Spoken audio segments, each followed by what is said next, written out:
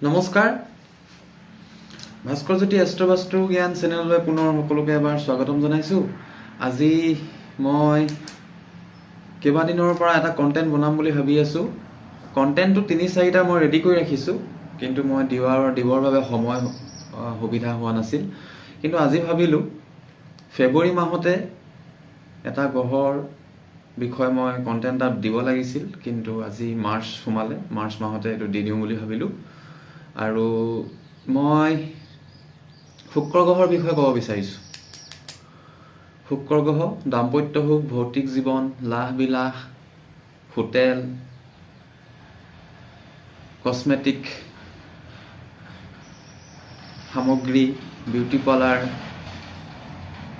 ভ্ৰমণ, এনেকুৱা ধৰণৰ বহুত আপোনাৰ কাৰক হয়। এই গ্ৰহটো ডায়েবেটিছৰ কাৰক হয়, কিডনীৰ কাৰক হয়, কিডনী মানুহৰ শৰীৰৰ অংগৰ, সৌন্দৰ্য চৰ্চাৰ কাৰক হয়, মডেলিং জগতৰ কাৰক হয়, কম্পিউটাৰৰ কাৰক হয়, MBA ডিগ্ৰীৰ কাৰক হয়, কাপোৰৰ কাৰক হয়, খুব দামী দামী হোটেলৰ কাৰক হয়, হস্পিটেলৰ কাৰক হয়। এই কাৰক শুক্ৰ গ্ৰহটো বৰ্তমান মীন ৰাশিত উচ্চ হৈ আছে। ফেব্ৰুৱাৰী মাহৰ পৰা উচ্চ হৈ আছে আৰু 31 মে'লৈকে উচ্চ হৈ থাকিব। এতিয়া 2 মাৰ্চত শুক্ৰ গ্ৰহটো বক্ৰী হ'ল।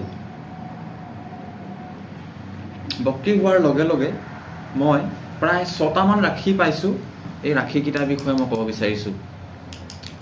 আপোনালোকে ৰাশিৰ পৰা চাব এইটো, আৰু মই যি 6টা ৰাশিৰ কথা ক'ম, কাৰোবাৰ যদি সেইকেইটা লগ্ন হৈ যায় তেন্তে লগ্নৰ পৰা চাব, ৰাশিৰ পৰা প্ৰথম চাব। আৰু কাৰোবাৰ বোলে এইটো ৰাশিটো মই 6টা যি ৰাশি ক'ম সেইকেইটা নহয়, কিন্তু লগ্ন কোনোবা এটা পৰিছে এই 6টাৰ ভিতৰত, তেতিয়াহ'লে আপোনালোকে লগ্নৰ পৰা চাব পাৰে। পোনপ্ৰথমে মই মিথুন ৰাশিৰ বিষয়ে ক'ব বিচাৰিছোঁ। মিথুন ৰাশিৰ শুক্ৰ কৰ্মস্থানত উচ্চ হৈছে।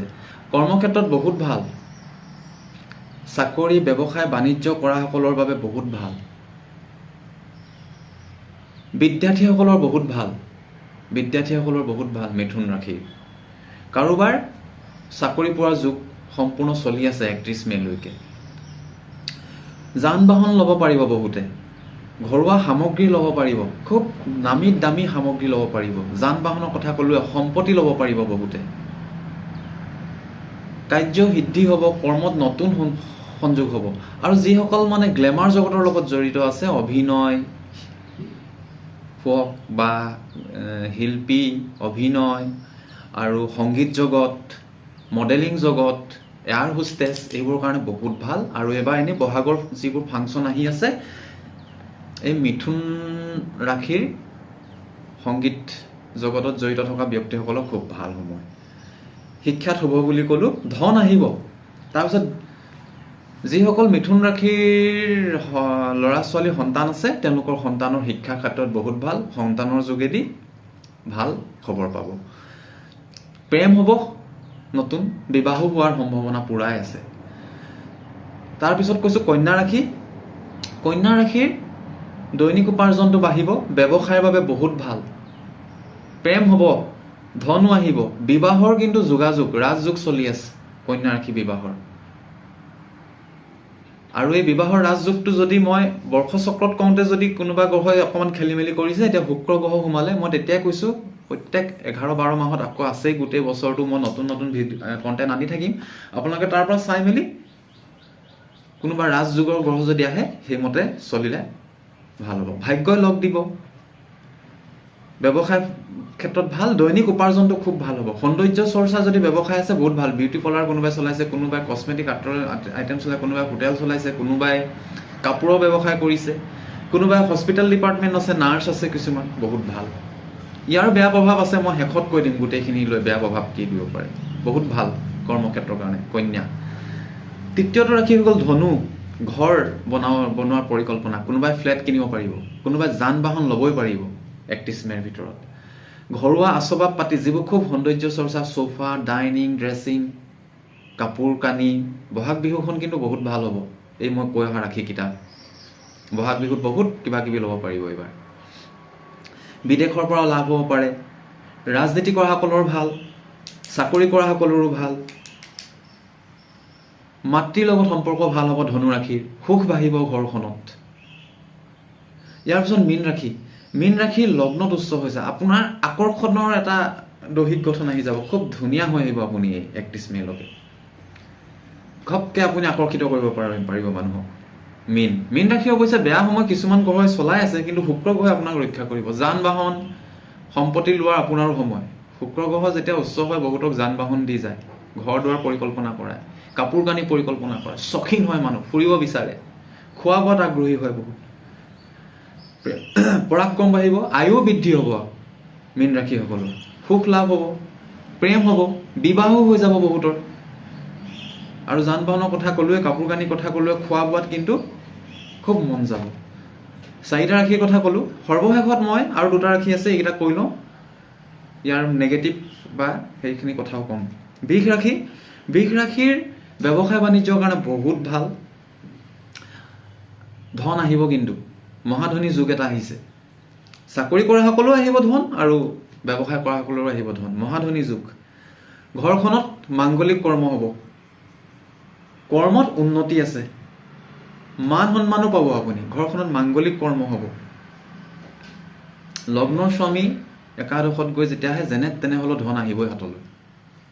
আৰু মই যিবোৰ বিভাগ কাৰকৰ কথা কৈ আছোঁ, সেই কাৰকবোৰৰ পৰা আপোনালোকৰ উন্নতি হ'ব, প্ৰেমো হ'ব, বিবাহো হ'ব, খুব উচ্চ হৈছে মাংগলিক ঘৰত, বা পৰিয়ালৰ কাৰোবাৰ বিবাহ হ'ব। ইয়াৰ পিছৰ ৰাশিটো মই কৈছোঁ কুম্ভ, ভাগ্য বৃদ্ধিৰ যুগ, ধন আহিবই, চখ বাঢ়িব, খোৱা বোৱাত বহুত চখ হ'ব, কাপোৰ কানি পিন্ধাৰ ক্ষেত্ৰত বহুত চখ হ'ব কুম্ভ ৰাশি। পৰিয়ালৰ মাজত গেট টুগেডাৰ এটা কৰি সময় অতিবাহিত কৰিব মন যাব, পাৰ্টি কৰিবলৈ মন যাব পৰিয়ালৰ লোকৰ মাজত। খোৱা বোৱাৰ ক্ষেত্ৰত বহুত বাঢ়িব, আপোনাৰ ইণ্টাৰেষ্টেড হ'ব। শুক্ৰ বক্ৰী হৈ আছে, আৰু কিবা যদি আপোনালোকৰ সোণৰ গহনা পাতি ল'বলৈ মন আছে, তেতিয়াহ'লে সোণৰ গহনা পাতি ল'বৰ বাবে আপুনি ধন টকা পইচা খৰচ কৰিব পাৰিব। আহি আছে বহাগ বিহু, মই কৈছোঁ নহয়, বহাগ বিহুতো আপোনালোকে বহুত ধন টকা পইচা খৰচ কৰি, কোনোবাই যান বাহন ল'ব, কোনোবাই কাপোৰ কানি ল'ব, কোনোবাই কিবা, ইতিমধ্যে এই ৰাশিকেইটা প্লেনিং কৰিয়ে লৈছে। এয়া হৈছে এই 6টা ৰাশিৰ ফল। কিন্তু এই 6টা ৰাশি মই ভাল ফল বুলি কৈছোঁ, এওঁলোকৰ সাৱধানতা কি হৈছে, যিখিনিক মই কৈছোঁ, তেওঁলোকে খোৱা বোৱাৰ ক্ষেত্ৰত সাৱধান হ'ব। খুব খোৱা বোৱা কৰিলে ডায়েবেটিছ ৰোগ হৈ যাব পাৰে, স্বাস্থ্যৰ আমনি কৰিব পাৰে। পুৰুষে মহিলাৰ পৰা সাৱধান হৈ থাকিব এইটো সময়ত, আৰু মহিলাই পুৰুষৰ পৰা সাৱধান হৈ থাকিব। অপবাদ আহিব, বদনাম ওলাব, বৰ্তমান হৈ আছে। কোনোবা মহিলাই কাৰোবাক আক্ৰমণ কৰিছে, কোনোবা মহিলাই বদনাম আহিছে, কোনোবা পুৰুষো বদনামত পৰিছে, কাৰোবাৰ যান বাহনৰ খবৰ আহিছে, ক'ৰবাত যান বাহনৰ দুৰ্ঘটনা হৈছে, যিহেতু যান বাহনৰো কাৰক হয়। ক'ৰবাত যান বাহন কাৰোবাৰ যিদৰে কিনিছে, কিনাৰ লগে লগে কাৰোবাৰ নতুন যান বাহনতো দুৰ্ঘটনা হোৱাৰ যুগ। সেই গতিকে শুক্ৰ গ্ৰহৰ এই গোটেই কথাখিনি ক'লোঁ। আপোনালোকৰ স্বভাৱ চৰিত্ৰৰ ওপৰত বহুতৰ খবৰ আহিছে, আৰু এইটো গ্ৰহই কৰিছে, গ্ৰহই কৰিবই যেতিয়া গ্ৰহৰ গোচৰীয়া প্ৰভাৱ হয়। বহুতে ডায়মণ্ড এটা পিন্ধিব পাৰে, জাৰকন ৰত্ন এটা পিন্ধিব পাৰে, পিন্ধিলে শুক্ৰ গ্ৰহৰ যি স্বাস্থ্যৰ ক্ষেত্ৰত অসুবিধা দিয়ে, সেই ক্ষেত্ৰতো সহায় সহযোগ কৰে। খৰচ হ'ব যিভাগে, আপোনালোকে চখো হ'ব বহুত। সেই গতিকে মই এই 6টা ৰাশিৰ কথা ক'লোঁ। এই ৰাশিকেইটাৰ বাহিৰে কাৰোবাৰ যদি এই ৰাশিকেইটাত পৰা নাই, মই আৰু 6টা ৰাশিটো থাকি গ'ল, তেওঁলোকৰ যদি কাৰোবাৰ লগ্নটো এই 6টাৰ ভিতৰত পৰে, তেন্তে আপোনালোকে চাব পাৰিবই। আকৌ মই পুনৰ 2-3টা কণ্টেণ্ট লৈ আহিম এইকেইদিনতে। মোৰ এই চেনেলটো আপোনালোকে শুভাকাংক্ষীক শ্বেয়াৰ কৰি দিব, মোৰ ভিডিঅ'বোৰ শ্বেয়াৰ কৰাই দিব, ছাবস্ক্ৰাইব কৰিবলৈ দিব বন্ধু বান্ধৱৰ মাজত। মোৰ সৈতে যোগাযোগ কৰিব, কি দশা চলিছে, কি যুগ চলিছে, কি দশা চলিছে, গোচৰীয়া প্ৰভাৱত কি আছে, সেই গোটেইখিনি চাইহে জন্মকুণ্ডলী অধ্যয়ন কৰিলে ফল পোৱা যায়। শুক্ৰ গ্ৰহ বৰ্তমান বক্ৰী হৈ আছে, 13 এপ্ৰিলত মাৰ্গী হ'ব, আৰু 31 মে'ৰ দিনাখন শুক্ৰ গ্ৰহ মীন ৰাশিত সোমাব আহিবলগীয়া দিনত। আজিলৈ মই এই 6টা ৰাশিৰ কথা কৈ মোৰ কণ্টেণ্টটো এটা সামৰণি মাৰিছোঁ। পুনৰ নতুন কণ্টেণ্ট লৈ আহিম আৰু কেইদিনমানৰ ভিতৰতে। নমস্কাৰ।